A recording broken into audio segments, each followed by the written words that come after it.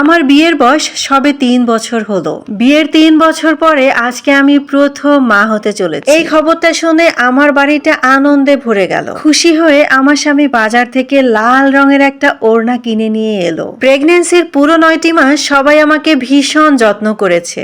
সবাই অপেক্ষা করছে আমার বাবু কখন হবে। 9টি মাস তো পুরোটা কেটে গেল। ডাক্তারের কাছে গেলাম, ডাক্তার বললেন আরো একটু সময় লাগবে। এভাবে করে করে 10 মাস 11 মাস পেট আগের মতোই রয়ে গেল। পেটে হালকা ব্যথা আছে, নড়াচড়াও আছে, কিন্তু প্রসবের কোনো লক্ষণ নেই। গ্রামের মানুষ ফিসফিস করতে শুরু করলো, এ কেমন গর্ভ, এতদিন কেউ গর্ভবতী থাকে নাকি?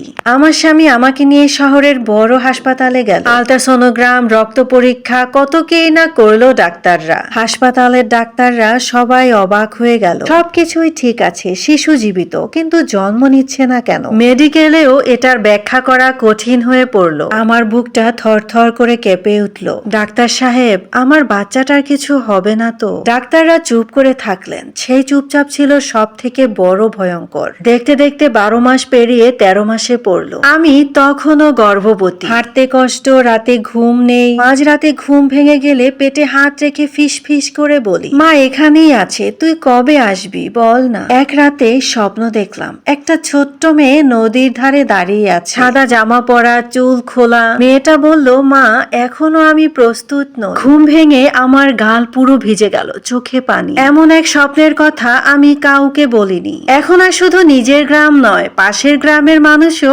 আমাকে দেখতে আসে। কেউ দোয়া পড়ে, কেউ পানি পরে খেতে দেয়, আবার কেউ ভয়ে দূর থেকে তাকিয়ে থাকে। একদিন আমি আমার শাশুড়িকে বললাম, মা আমার মনে হয় আমার মেয়েটা আমাকে কিছু বলতে চায়। রাতে আমি ওকে স্বপ্নে দেখি। শাশুড়ি কাঁদতে কাঁদতে বললেন, আল্লাহ যা মনে করেন তাই করবেন মা, তুমি একদম টেনশন করো না। কিন্তু আমার স্বামী ধীরে ধীরে বদলে যাচ্ছিল। মানুষের কথা, টাকার চাপ সব মিলিয়ে সে অসহায় হয়ে পড়লো। দেখতে দেখতে 14 মাস, 15 মাস, এখন আমি 16 মাসের গর্ভবতী। এক রাতে হঠাৎ করেই তীব্র ব্যথা উঠলো। সবাই ভাবলো আজই মনে হয় হবে, কিন্তু কিছুক্ষণ পরে ব্যথা কমে গেল। ওই দিন রাতেই আমি আবার স্বপ্ন দেখলাম আমি একটা অন্ধকার ঘরে দাঁড়িয়ে আছি। আমার সামনেই সেই ছোট্ট মেয়েটা এবার বলল, মা আমি আলাদা, আমি তোর কষ্ট নিয়েই জন্মাতে চাই। তুই যত কাঁদবি আমি তত শক্ত হব। আমি তখন চিৎকার করে বললাম, না আমি তোর জন্য হাসবো,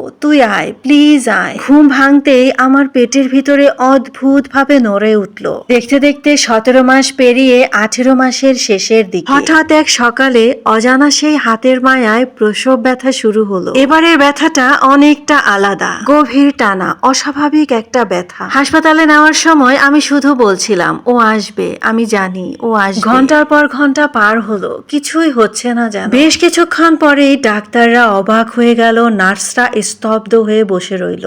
একটা ছোট্ট মেয়ে, অদ্ভুত শান্ত চোখ, কাঁদছে না, শুধু তাকিয়ে আছে। আমি ক্লান্ত হাতে বাচ্চাটিকে বুকে নিতেই শিশুটি হালকা শব্দে কেঁপে উঠল। তারপর খুব আস্তে আস্তে কান্নার শব্দ।